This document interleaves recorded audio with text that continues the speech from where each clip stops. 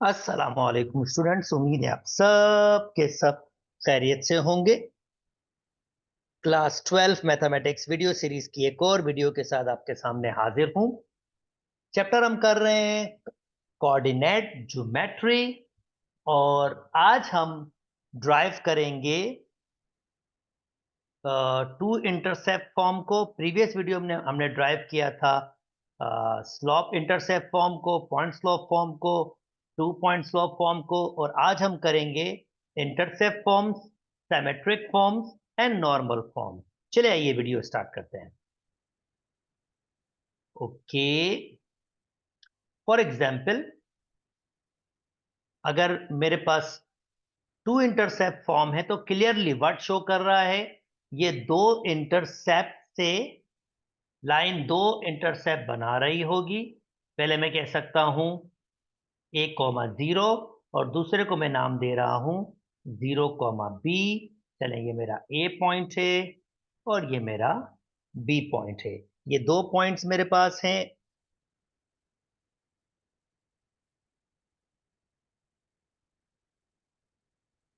दो पॉइंट्स है और मुझे इसको ड्राइव करना है। तरीका बहुत सादा सा है। आप चाहें तो पॉइंट स्लॉप फॉर्म यूज कर सकते हैं। पॉइंट स्लॉप फॉर्म कैसे? फॉर एग्जांपल ये मेरे पास क्या है, कोई एक्स कॉमा वाई, इसका कोई भी पॉइंट है। पॉइंट स्लॉप फॉर्म के लिए क्या चाहिए होता है? मुझे स्लॉप चाहिए होता है। चाहे तो टू इंटरसेप्ट फॉर्म भी यूज कर सकते हैं, वो भी आपकी मर्जी है। चलें टू इंटरसेप्ट फॉर्म ही यूज कर लेते हैं। टू इंटरसेप्ट फॉर्म था y minus Y one is equal to y2 minus Y one upon x2 minus x1, x minus x1। तो ये दो पॉइंट ए और बी से स्लॉप ले लेता हूं, और ए पॉइंट को ही मैं x1 और y1 कह देता हूं। पहले मैं ये मेरा x1 है, ये मेरा y1 है, ये मेरा x2 है, ये मेरा y2 है। जस्ट वैल्यूज पुट कर लेते हैं।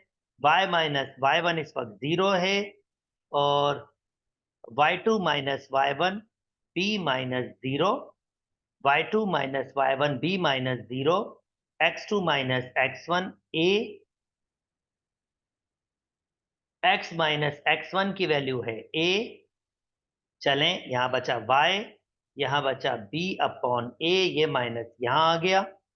x minus a by cross multiplication a y is equal to minus b x plus a b. B x को यहां ले आए, b x plus a y is equal to a b. Just sake of, ये वैसे equation बन गई। Just sake of simplicity मैं दोनों को, दोनों साइड पर हर टर्म के साथ ए बी डिवाइड कर रहा हूं।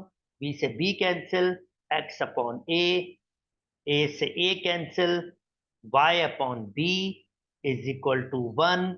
यानी दोस्तों अगर आप इक्वेशंस को, स्ट्रेट लाइन की इक्वेशन को इस फॉर्म में देखेंगे तो ये आपका x इंटरसेप्ट मिलेगा आपको, यानी a कॉमा जीरो, और ये पॉइंट आपका y इंटरसेप्ट होगा, यानी जीरो कॉमा बी होगा। और इस फॉर्म को हम कहते हैं टू इंटरसेप्ट फॉर्म। उम्मीद करते हैं दोस्तों आपको ये डेरिवेशन समझ आ गई होगी। चलें जल्दी से मूव करते हैं। अब इसके लिए अगर इसका कोई क्वेश्चन देखें, तो अगर आपके पास लाइन में x इंटरसेप्ट दिया हुआ हो दो, और y इंटरसेप्ट दिया हुआ हो 7, और आपसे कहे equation of a straight line draw करें, तो x upon a plus y upon b is equal to one. X upon a की वैल्यू 2 है, y अपॉन बी की value 7 is equal to one. LCM ले लेंगे, ये 14 हो जाएगा। 7 एक्स से मल्टीप्लाई होगा, 2 वाई से मल्टीप्लाई होगा, is equal to one by cross multiplication. 14 इधर चला जाएगा, और 7x plus 2y minus 14 is equal to zero, और ये मेरी इक्वेशन बन जाएगी। उम्मीद करते हैं दोस्तों मैंने इसका एक यूज आपको दिखा दिया है, आपको समझ आ गया होगा। जल्दी से मूव करते हैं साइमेट्रिक फॉर्म में। बिल्कुल सादी सी है साइमेट्रिक फॉर्म। भाई हमें पता है m बराबर होता है y2 minus y1 upon x minus x2 minus x1। अगर मेरे पास सिमेट्रिक फॉर्म है तो सिमेट्रिक फॉर्म का मतलब वो सिंपल क्या है, आपके पास फॉर्म्स हैं, ये डिफरेंट डिफरेंट फॉर्म्स हैं, नथिंग स्पेशल, ये जस्ट फॉर्म्स हैं। आपको क्या है, आपको एक एंगल गिविंग दिया हुआ है जिसे मैं कह रहा हूं थीटा, एक पॉइंट गिविंग दिया हुआ है, कोई भी पॉइंट इसका दिया हुआ है आपके पास गिविंग, और कोई एक पॉइंट गिविंग भी दिया हुआ है, ये P और ये Q। और आपसे कहता है कि इसको सिमेट्रिक फॉर्म में कन्वर्ट करें, तो स्लॉप का फार्मूला मैंने लिखा है, मैं इसका स्लॉप ले रहा हूं, m बराबर हो जाएगा y minus y1 upon x minus x1। और ये m जानते हैं किसके बराबर है, आपको अच्छी तरह पता है, ये होता है tan थीटा के। मैं पीछे एक्सप्लेन कर चुका हूं, m बेसिकली tan थीटा भी होता है, और tan थीटा का मतलब हम ये भी लिख सकते हैं sin theta upon cos theta, और क्रॉस मल्टीप्लाई कर लेते हैं, तो x minus x1 upon cos theta is equal to y minus y1 upon sine theta. इस फॉर्म को ये कहा जाता है साइमेट्रिक फॉर्म। बिल्कुल सादी सी चीज है, बिल्कुल सिंपल सी चीज है साइमेट्रिक फॉर्म। इसमें बस एंगल का इन्वॉल्वमेंट आपके पास दिया गया है, यानी अगर मैं इसका कोई क्वेश्चन बनाना चाहूं तो क्वेश्चन कैसे बनाऊंगा, फर्ज करते हैं मुझे एंगल दिया हुआ है लाइन का 45 डिग्री, और मुझे पॉइंट दिया हुआ है 2,1, और मुझे कहता है ये सिमेट्रिक फॉर्म यूज करके बताएं, सिमेट्रिक फॉर्म यूज करके इक्वेशन बना के दिखाएं, तो मैं कहूंगा x माइनस x1 दिया हुआ है 2 अपॉन कॉस, एंगल है 45, y माइनस y1 मुझे दिया हुआ है 1 अपॉन साइन 45, और x माइनस 2 साइन 45 और cos 45 1 upon radical 2, y minus 1 sine 45 भी 1 अपॉन रेडिकल 2। ये रिवर्स हो जाएगा, रेडिकल 2 मल्टीप्लाई होगा x माइनस 2 से, यहाँ भी रिवर्स हो जाएगा, रेडिकल 2 मल्टीप्लाई होगा y माइनस 1 से, रेडिकल 2 कैंसिल कर सकते हैं, x minus 2 is equal to y minus 1, इसको दल लिया है, x माइनस वाई इधर आके प्लस 1 हो जाएगा, माइनस 1 बाकी बच जाएगा क्योंकि यह -2 और ये +1, और ये मेरी इक्वेशन बन गई। तो चलें जी, इसका भी एक यूज आपको करवा दिया। अब प्रूफ करके दिखाते हैं लास्ट, नॉर्मल फॉर्म क्या होता है। सो नॉर्मल फॉर्म की कंडीशंस देख लेते हैं।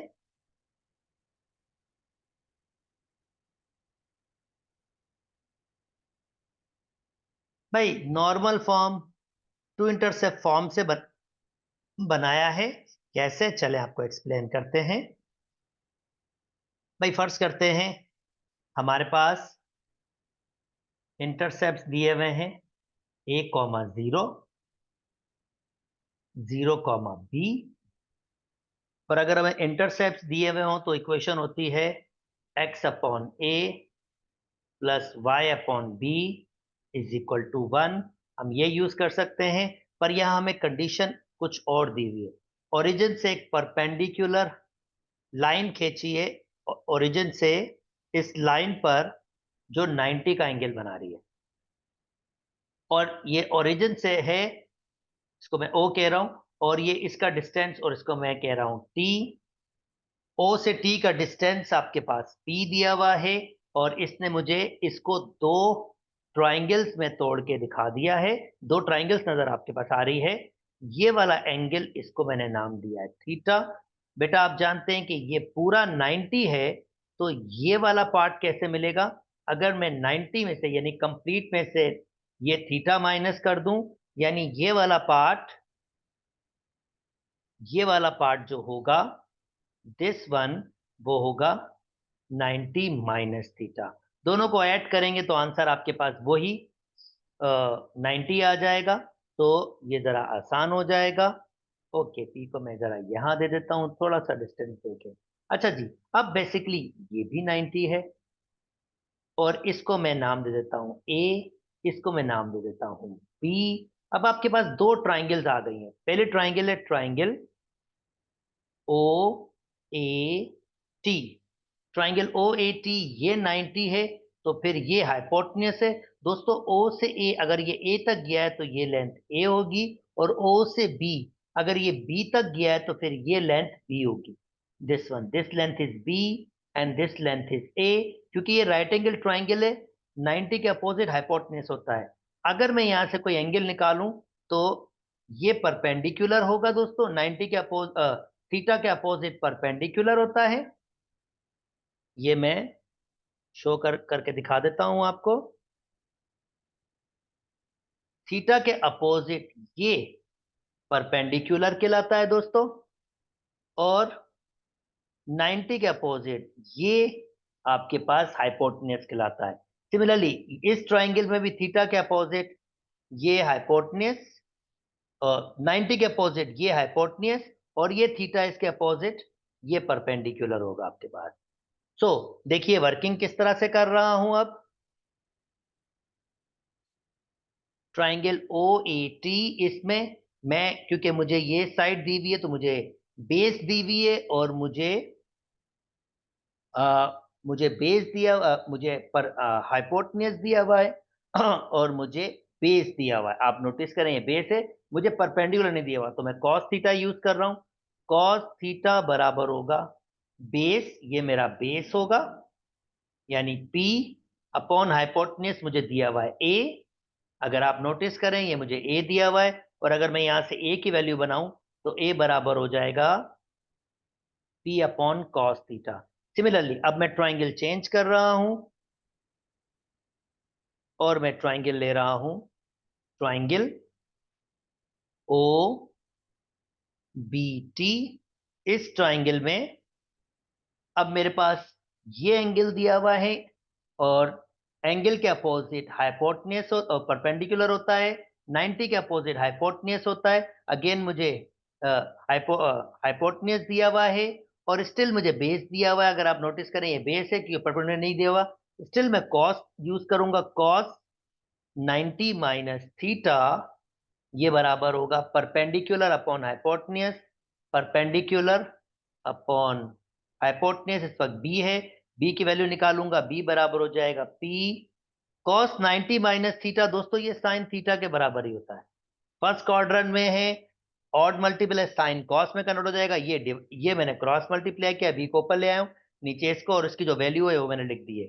ये मुझे किसकी वैल्यू मिल गई, बी की वैल्यू मिल गई, और यहां मुझे ए की वैल्यू मिल गई। फाइनली अब मैं यहां वैल्यूज पुट करूंगा ए और बी की, और ये नॉर्मल फॉर्म बना लूंगा। एक्स अपॉन ए की वैल्यू मेरे पास है, ए की वैल्यू है कि